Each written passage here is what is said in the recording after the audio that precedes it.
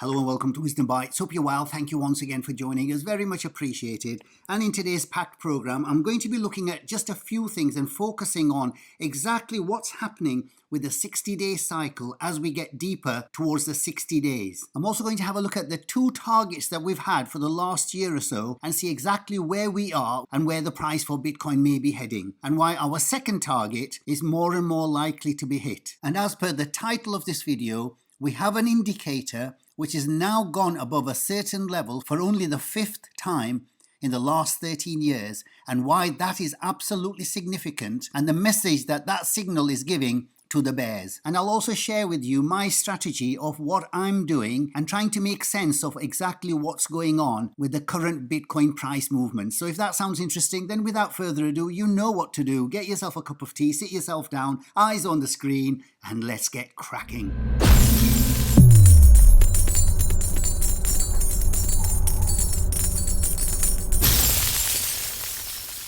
But before I begin, the usual polite reminder, please remember everything in my videos is just for educational purposes, so please always do your wider research before you make any investment decisions or any swing trade decisions. I just wanted to remind everyone that here at Wisdom Bites, we're taking a 2-year view. All I would say is that have a look at this 13-year chart, and there is something that actually hits you straight away. And that is that before the last halving, if you took a 2-year view from the bottom of the market, this is what you would have got.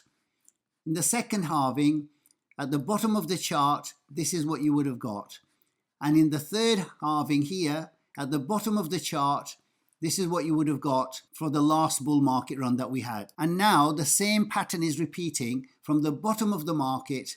We've now got this run all the way up to the end of 2025. The ones who are prepared for this journey will be the ones who will be able to collect the treasure at the end of that journey here. So I would urge everybody to take this 2 more year view. From the bottom of the market, it's obviously 3 years. We've had the 1 year, we've got 2 more years to go. So take this view, take the stress out, take the anxiety out, and play for the longer term. And I'll share with you my thoughts on the strategy for the long-term portfolio a little bit later on. So let's have a look at the 60-day cycle. So this is the 60-day cycle, which started back here on the 12th of October, and now we're coming towards the middle of December, where we're expecting the end of the 60-day cycle around about this red line here. And as you can see, as we come to the end of the cycle, this seems to always be a little bit of a flush out, gives us an opportunity to reflect and then start a new cycle. And this is exactly what's happened in this current cycle.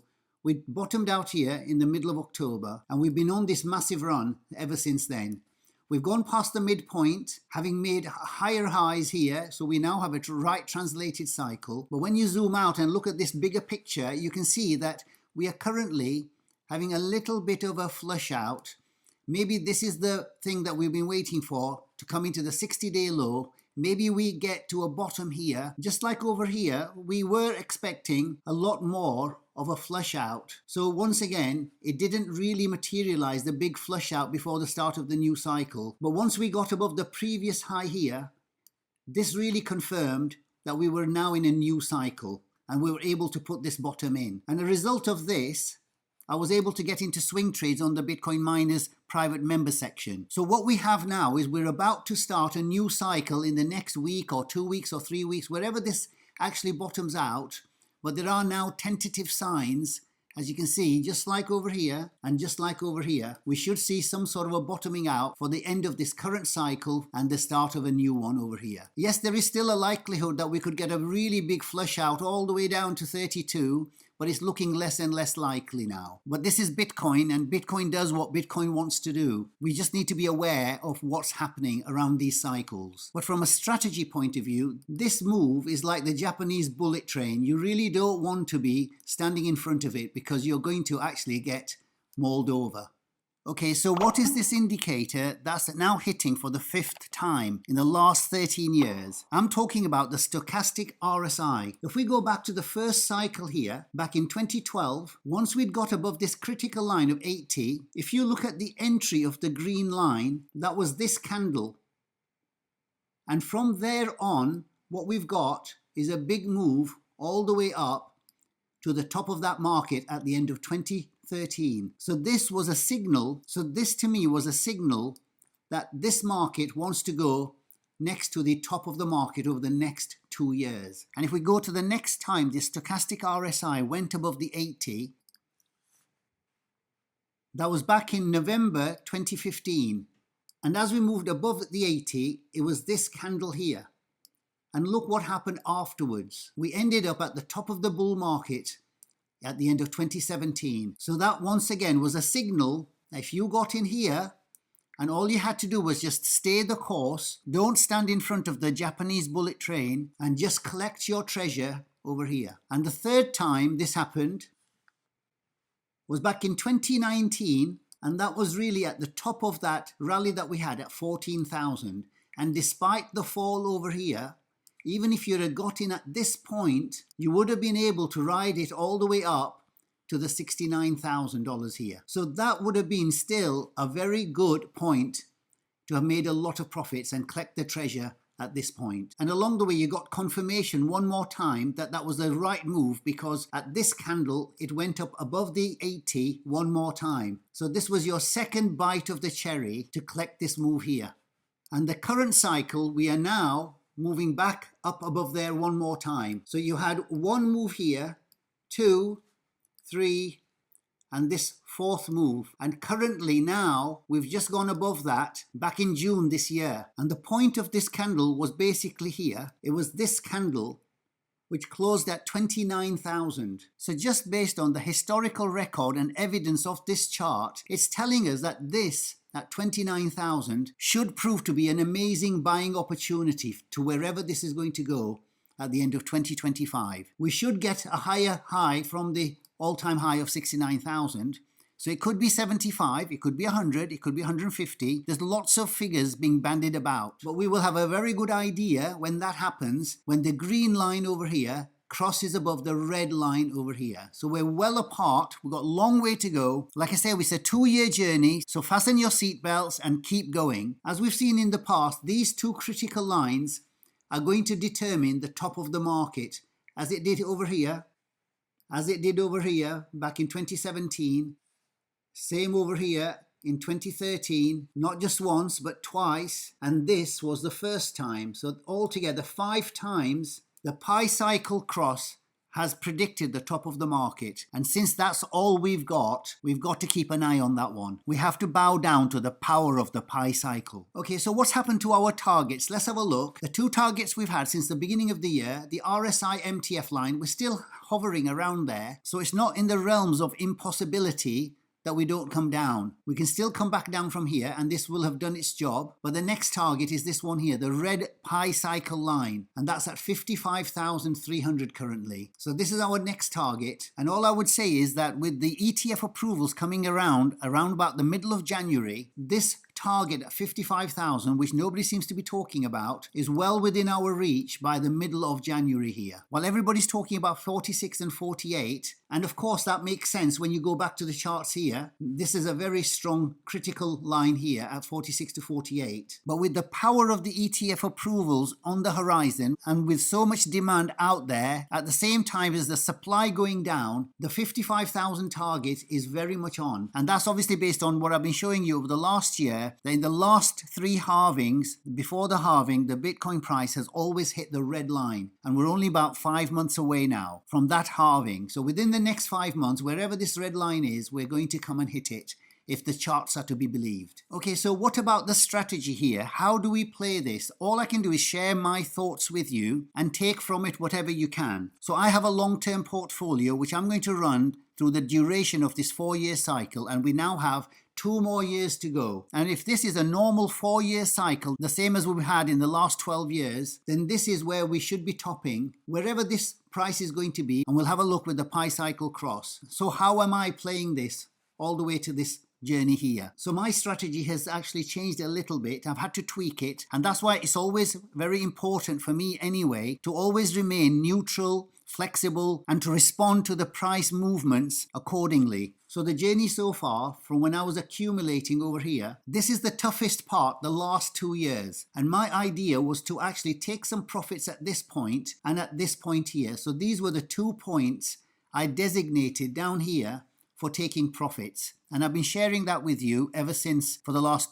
year or so. But what's developed over here has been the narrative which has changed very dramatically with the advent of the ETF approvals on the horizon. But at the same time, I don't know if you're aware, you will know that there are a lot of stories about many countries wanting to buy Bitcoin. And there are some very big players like Qatar who have an intention to buy $500 billion worth of Bitcoin. So when the narrative changes, you have to change your strategies, or at least take them into account. And it's never a good idea that what you decide down here, you have to stubbornly carry out over here or over here. It doesn't make investment sense. If the narrative changes, then your position has to change to reflect that accordingly. I understand that taking profits here is a wise thing to do, and that's not a bad thing. You can always take some off the table and wait for a pullback. If you don't get it, at least you've taken some profits if you've been riding them along here, and take some profits here as well. So taking profits is never a bad thing, but you'll find that there are a lot of people shorting the market, and that is basically the same as standing in front of the Japanese bullet train. You're just going to get mauled over here and over here. But my strategy, because the narrative has changed, is now most likely to stay in a holding position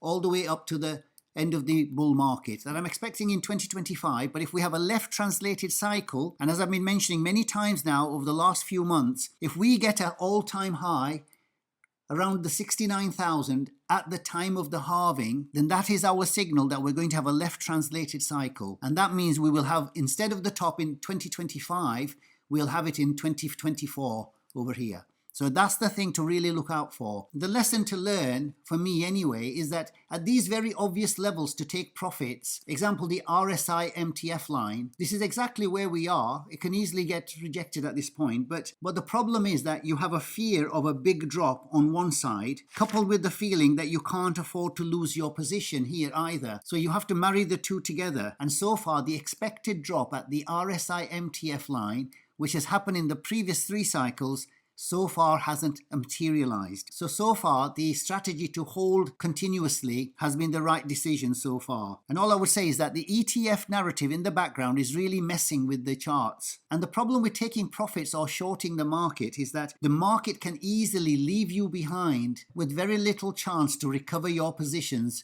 once you lose them here. So on balance, I would say the best strategy for me anyway, and I can only share my strategy with you and my thoughts.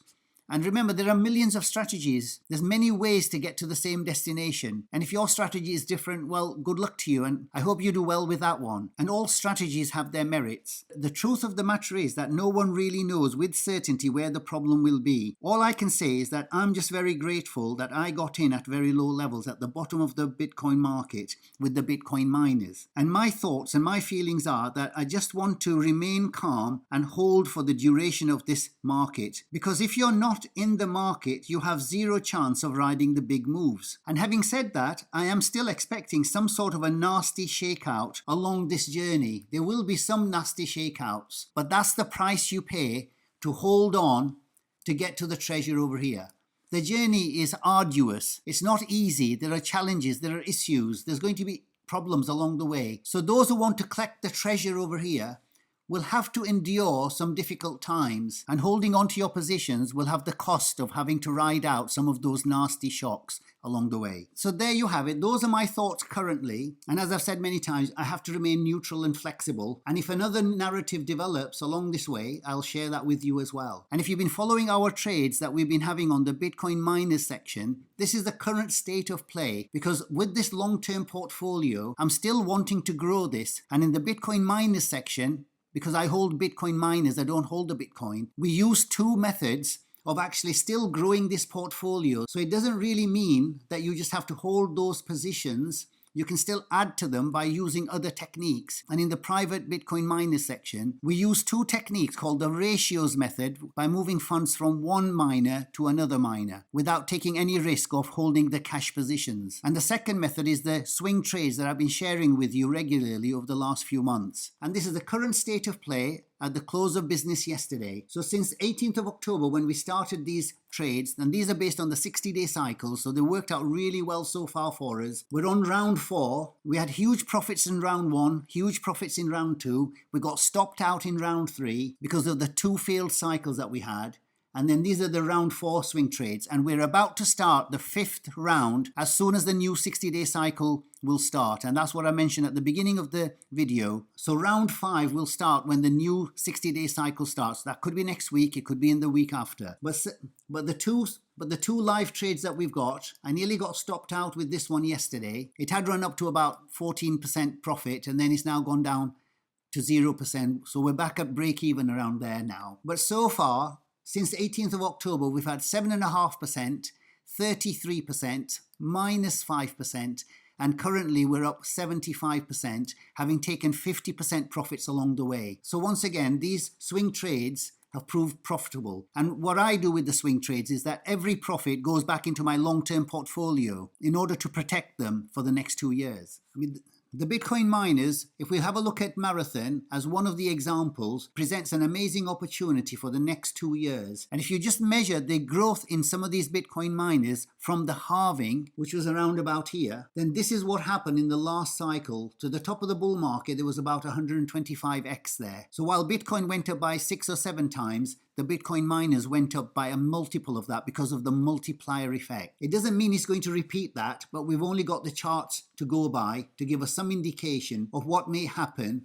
over here. And just to the previous all-time high of $83, from where we are currently at around 1550, just to get to that level would be a 4.5x. Whereas with Bitcoin, to get to 69,000 from where we are is much less than that. And that's the power of the multiplier effect with the Bitcoin miners. And if this is something that's of interest to you, the Bitcoin miners presents a very good opportunity as far as I can see. Just yesterday, I've done a new members introduction video over here, which gives an insight into exactly what we do and how we actually grow the long-term portfolio by using the ratios method as well as using the swing trades, which actually follow the 60-day cycle. So it's a little technique that we've been using for the last year with some excellent results. And if you want to join us on this 2-year journey, then all you have to do is actually click the like button over here, and for the price of a coffee per week, you can join us on this wonderful journey that we're having with the Bitcoin miners. Okay, we'll leave it at that. Hope you found value in the video. If you did, then please do remember to like and to subscribe and to turn on the notification bell. And if you've got any comments, questions or suggestions, leave them in the comments below. Until the next time, take care, stay safe, and I'll see you in the next video. Bye for now.